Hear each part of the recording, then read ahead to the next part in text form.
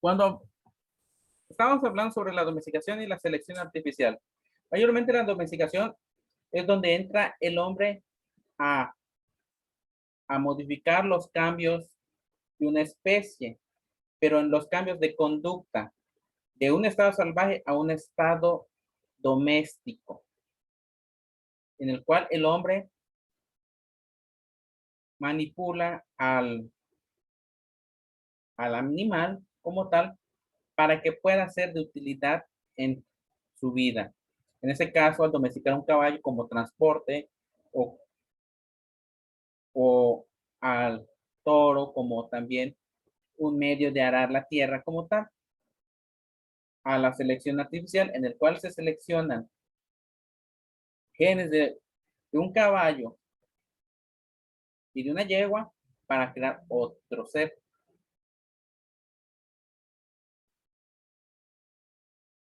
En las diversas actividades humanas han ejercido presiones selectivas sobre todo tipo de organismo, tanto vegetal como animal.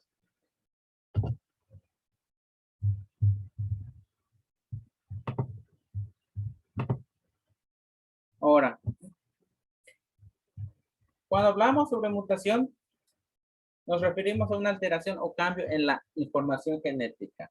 Muchas mutaciones siempre han sido en el ámbito de salud malas. Algunas causan SD, enfermedades,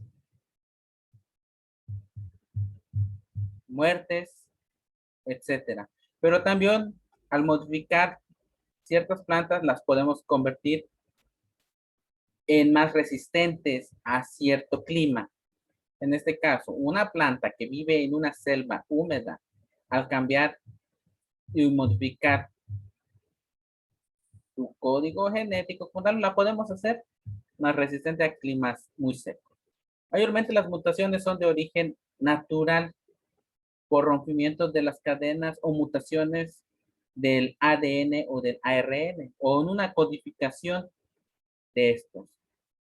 La automedicación es tomar medicamentos sin un consejo médico, lo cual nos lleva a las resistencias de las bacterias. Mucho consumo de medicamentos en antibióticos hace que las bacterias más sencillas que se podían eliminar con solamente un tratamiento de penicilina, ahora necesitan ese de más tratamientos más fuertes de otro tipo de antibiótico más potentes para poder eliminar la infección. ¿Y eso a qué se debe? Ya que la bacteria o organismo va adquiriendo conocimiento sobre esta medicación y va haciéndose más fuerte y más resistente. La virulencia mayormente es el carácter patogénico y nocivo del microorganismo, ya sea bacteria, ya sea un virus, ya sea un hongo. Mayormente es la capacidad de la cual este microorganismo o microbio va a causar la enfermedad. La pandemia es una enfermedad infecciosa a lo largo de un área geográfica extensa. No solamente se puede limitar a un cierto espacio, se puede limitar de una ciudad a un estado, de un estado a un país y de un país a un continente. Pandemias han existido a lo largo de la historia. Y también las mismas pandemias han ido modificándose y cambiando acorde a los tiempos. Un ejemplo, la dichosa fiebre española, que se fue conociendo a lo largo, que es la influenza común o la influencia estacionaria, como tal. Anteriormente, cuando apareció esta enfermedad de la influenza, todos con una simple gripa como tal morían o se enfermaban rápidamente. Actualmente fue modificándose a lo largo y también el mismo organismo humano fue modificando y cambiando para hacerse resistente. Lo mismo hizo la fiebre, este tipo de influenza, la cual también se hizo más resistente a cambios de su entorno. Una evolución como tal.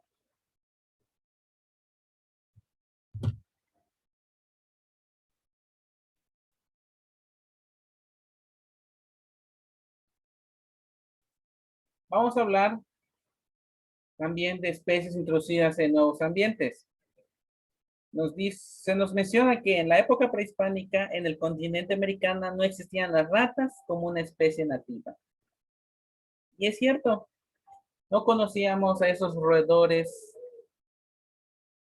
que se encontraban en Europa.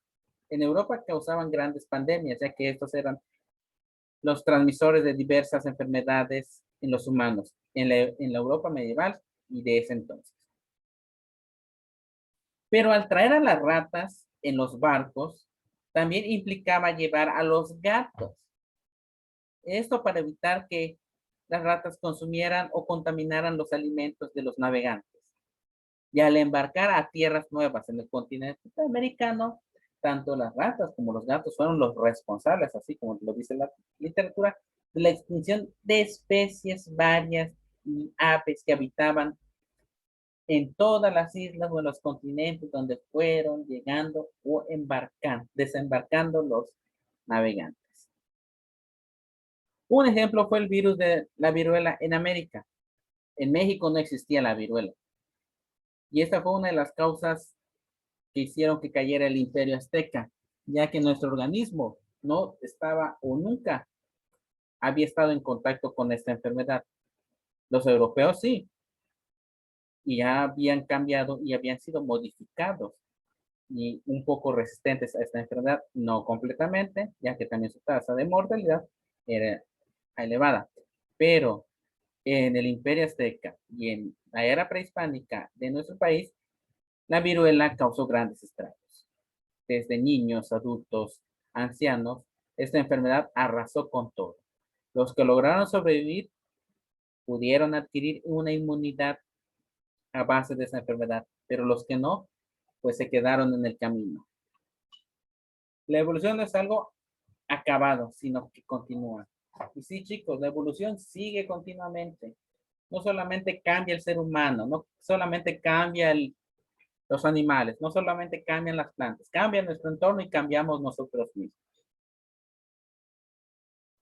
Un ejemplo, anteriormente, en mi generación se veía que muchos de mis conocidos eran altos. Tiempo de eso veíamos que la población era chaparrita en un principio, pero después estos se estiraban hasta lograr más altura que nosotros. Es un cambio que se fue dando poco a poco. Lo mismo en nuestro entorno, en los cambios climáticos. No es lo mismo el clima de hace 50 años al clima de hoy.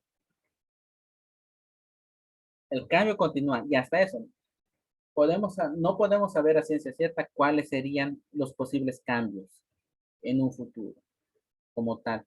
Queda a expensas de hipótesis razonables sobre cómo estaría nuestro entorno, nuestro medio ambiente, sobre todo nuestra descendencia futura.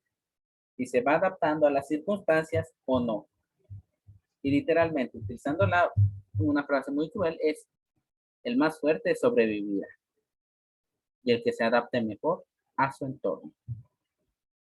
¿Alguna pregunta hasta aquí, chicos, sobre las especies introducidas como tal o la homología? No, maestro, todo bien.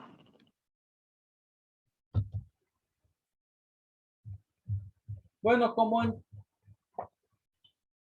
al inicio de la sesión de hoy, hablé que hubieron grandes pensadores, grandes visionarios, grandes filósofos que tuvieron una idea relativa sobre la evolución, mas no tenían en sí ese término como tal, que era la evolución. La teoría de evolución surgió por la necesidad del hombre de explicar la enorme diversidad biológica. ¿Sí? Surgió la teoría de evolución, mas es un pensamiento un poco burdo, porque en ese entonces no se podía definir como teoría de evolución. Surge con los primeros trabajos de los filósofos griegos presocráticos, como Pitágoras y Parménides, entre otros, trataron o ofrecieron explicaciones racionales de los fenómenos naturales. Entre ellos, en el cual Los cocodrilos nacían a partir de troncos en el agua y que de una noche a la mañana se convertían en cocodrilos. Existió esa teoría. Es muy burda, pero ellos trataban hasta en ese momento de darle respuestas a su entorno, de por qué el color verde, de por qué que hay cocodrilos, de por qué hay animales. Ellos daban su razonamiento muy burdo, más no científico. Y sí, podríamos decir que podrían verlo en los cambios mediante sus observaciones, pero no iban más allá de lo que ellos pensaban.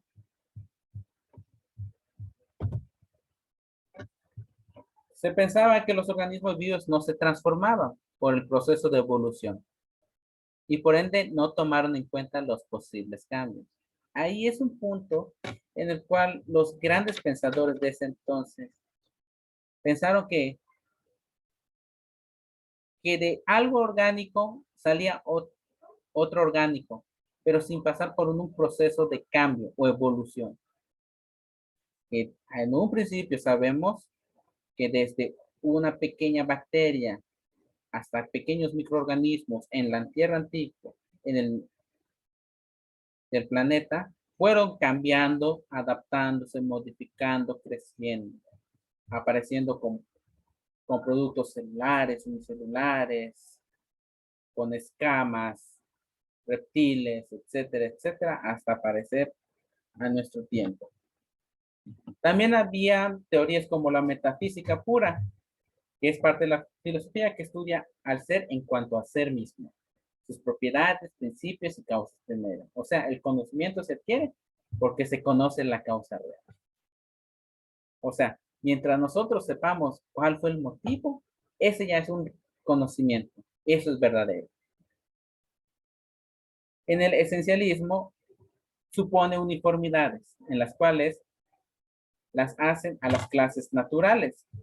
Y en ese se supone una constante inalterabilidad de visiones tajantes entre entidades, lo mismo o las mismas físicas, biológicas, sociales. Tiene un apartado con respecto a algo natural, más no de un proceso evolutivo. Mayormente se hablaba sobre propiedades uniformes, únicas, como tal, en el cual se dividían las especies unas de otras, con sus características físicas o sus características biológicas o sociales en su entorno, de cómo se interactuaba.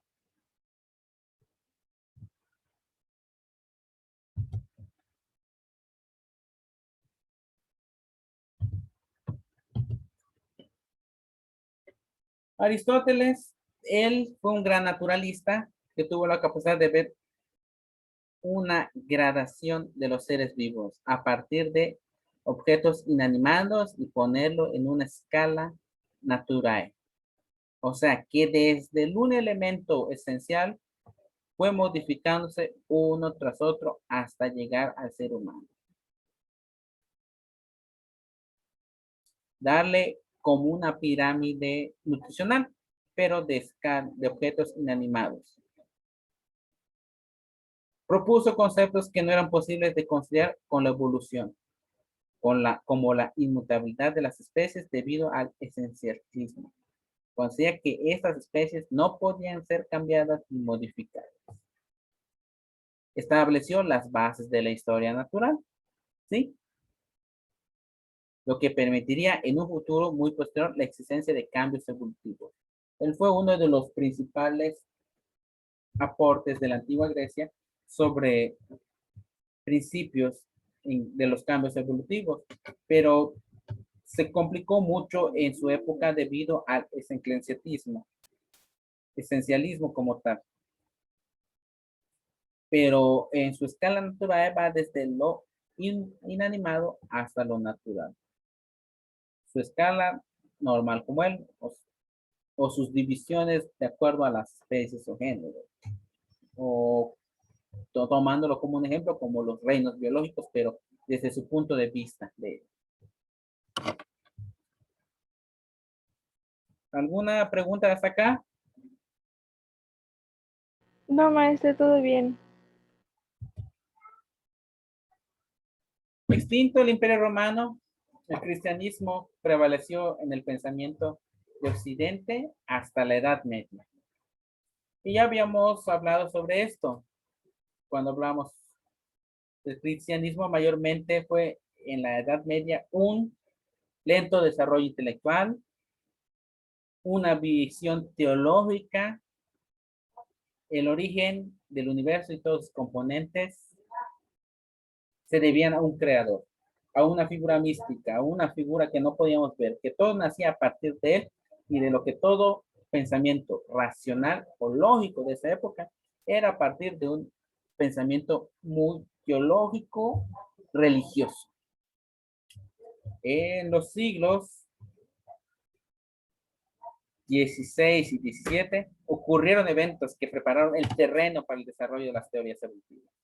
Es aquí, chicos, donde empiezan los grandes pensadores y naturistas. Gracias a los avances de la astronomía, al desarrollo de la geología como ciencia, al descubrimiento de la flora y la fauna de desconocidas hasta antes de los viajes de los navegantes europeos y al estudio de los primeros fósiles, es que empezó una gran revolución, un gran cambio en el pensamiento racional del hombre, un gran cambio en el pensamiento de la humanidad. Se deja ya el pensamiento eclesiástico o teológico, que de un ser divino fue creado todo. Ya la razón se daba por un hecho. Los estudios, las observaciones, los experimentos daban, en fin, a una realidad y se corroboraban principios o teorías de intelectuales pasados como afirmativos, o se siguieron sus trabajos hasta obtener una verdadera realidad de cómo funciona el entorno.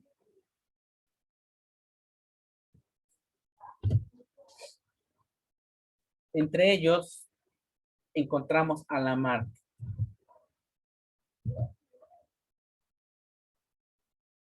En el siglo XVIII fue trascendental para la historia de las teorías evolutivas. Inició la Revolución Francesa. Hubo un cuestionamiento de un mundo estable, cuestionamiento del origen divino de los monarcas, surgimiento del acercamiento de la teoría evolutiva. Aquí se dejaba ya un pensamiento antiguo, burdo, y se abría a un nuevo panorama.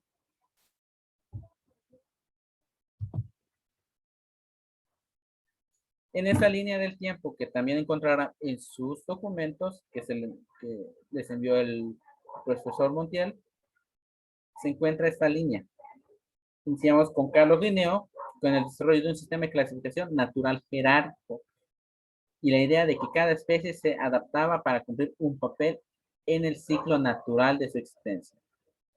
Pierre-Louis Maupertuis explicó el origen de los organismos con la teoría de la generación espontánea. Inicia la Revolución Francesa el 4 de junio y se cuestionan muchas ideas, desde un mundo estable, sus orígenes, tanto naturales como lo político, pero fue más en lo político. Jean-Baptiste Lamarck, en su obra Filosofía Zoológica, postuló como posibilidades que las especies orgánicas cambiaban de forma lenta y gradual en el tiempo, proceso al que denominó el transformismo.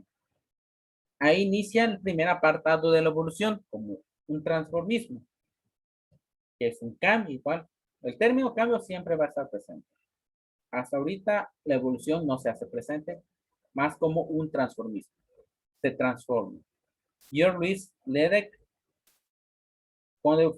en su obra Historia Natural General y Particular abordó temas como concepto, especie, clasificación, fuentes, aislamiento, reproducción, causa-excepción y fundó la biogeografía.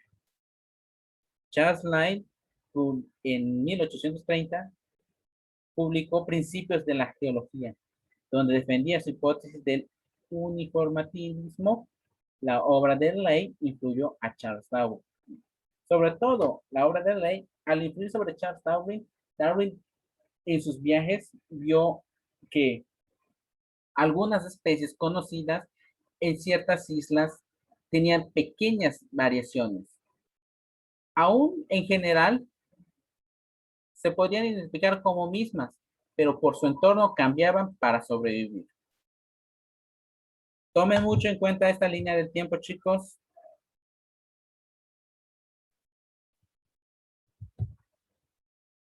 Y empezamos con Jean-Baptiste Lamarck. Fue un biólogo francés. Fue el primero en utilizar el término biología para referirse a las ciencias de la vida.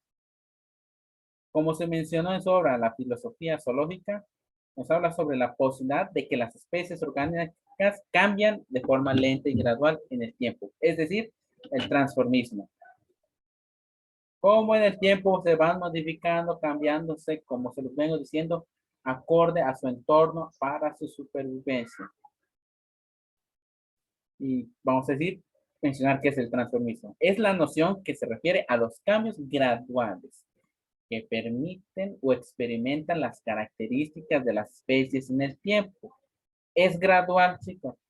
Un cambio no viene de la noche a la mañana, y más si se tratan de especies vivas o humanas.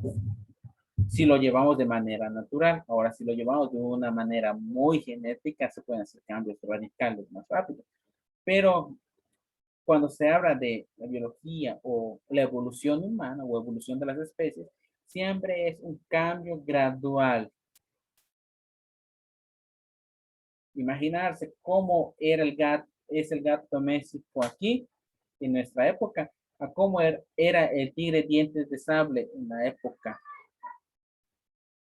antigua. Son muy distintos.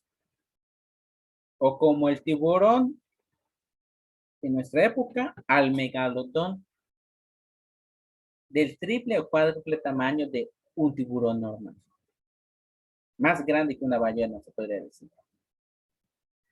Estos se fueron modificando. Lo mismo, el animal más antiguo que existe en nuestra tierra, que es el cocodrilo o los caimanes o la especie de cocodrilos en todo el mundo, son distintas. Pertenecen a un mismo término, pero difieren en sus aspectos físicos y adaptaciones en sus lugares de origen o donde se encuentran ellos.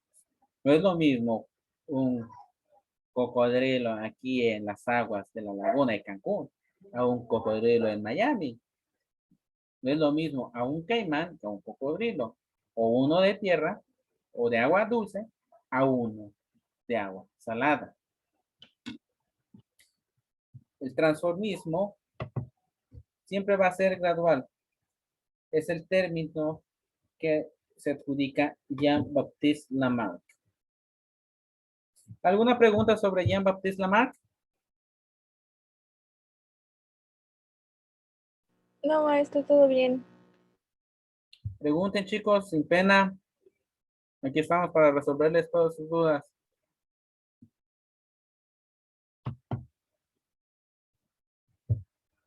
De acuerdo a la teoría del transformismo o la teoría de Lamarck sobre la filosofía zoológica, vamos a hablar sobre el mecanismo para explicar la evolución. Uno, los cambios en las especies era la tendencia a aumento a la complejidad de los seres vivos.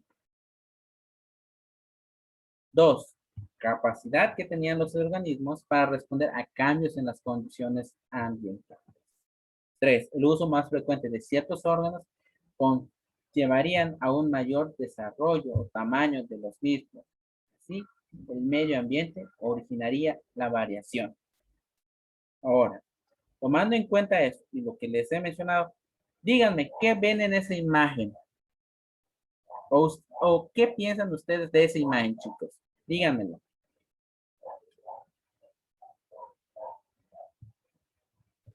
Fue una adaptación que sufrieron las jirafas. Sí, Se correcto, adaptaron para sobrevivir. correcto. Muy bien. Sí, chicos, las jirafas fueron uno de los primeros seres en los cuales se basó mucho la evolución o que utilizaron de ejemplo, en el cual las jirafas antiguamente, pero muy antiguamente, vivían de pequeñas hierbas a disposición cerca del suelo o de árboles pequeños. Pero, como les digo, tanto las plantas como los animales se van adaptando. Las plantas se van adaptando para recolectar más luz y van creciendo poco a poco, lo cual dificultaba a las jirafas alcanzar las hojas para poderse alimentar o las que ellas podían consumir. Por lo cual, mediante la evolución, fueron modificando su cuello hasta llegar a lo que es hoy para poder alcanzar las hojas de las copas de los árboles.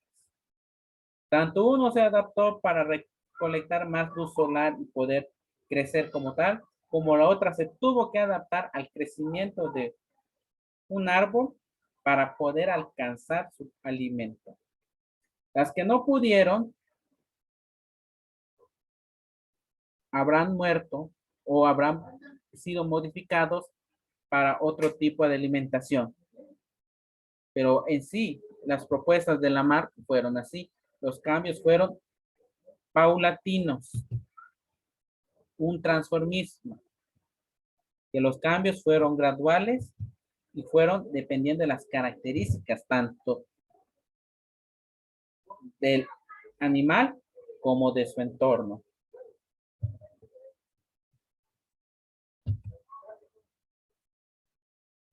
Ahora,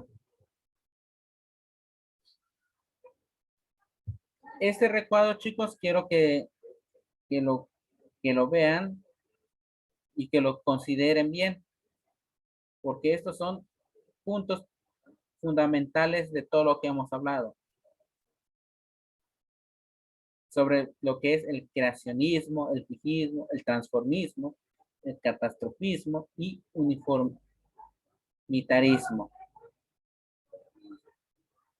Y ahí están los nombres de los que lo representan o de los que crearon esos fundamentos como tal.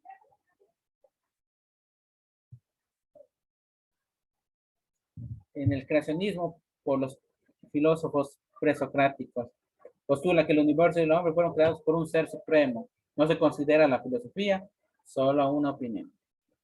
El fijismo afirma que las especies no cambian, es decir, que fueron creados tal y como son ahora, que así crecieron y así. El transformismo, por la mar, que las especies cambian gradual y lentamente a través del tiempo.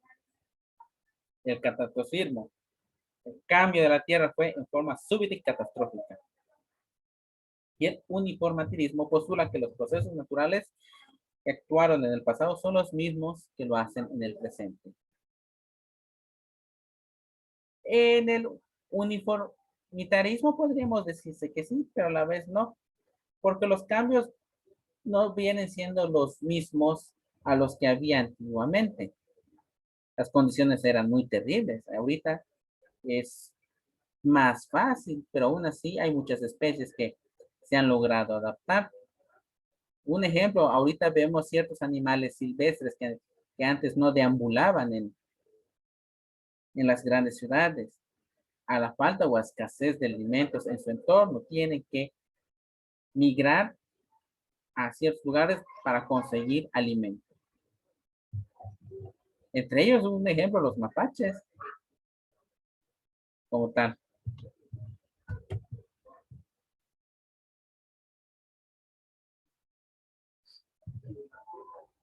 Darwin, ¿con cuál iniciamos en el darwinismo? Es un pensamiento muy filosófico, pero a la vez muy creacionista y evolutivo. Charles Robert Darwin. En la imagen, una pintura del joven y en la otra, una fotografía. Vamos a decir que Charles Darwin fue un gran expedicionario. animado por uno de sus maestros, de sus profesores, dejó su carrera, se embarcó en el barco HMS Beagle y por 5 años viajó por todo el mundo como naturista y recopiló información suficiente con la que apoyaría su teoría de la evolución. Gracias a las observaciones de Darwin y de otros naturistas,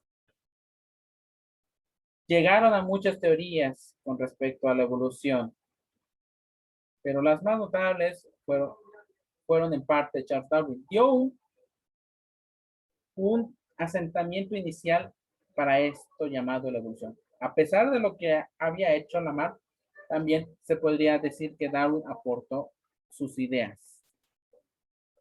Pero Darwin tuvo un problema. Él todavía no concebía responderse varias preguntas y tardó años en publicar su trabajo. Y hay uno que nunca pudo publicar como tal. A pesar de ser un gran expedicionista y naturista, no pudo completar a veces sus obras y se ponía mucho en duda. Podemos decir que Darwin nos dejó un gran legado que fue corroborado con el tiempo.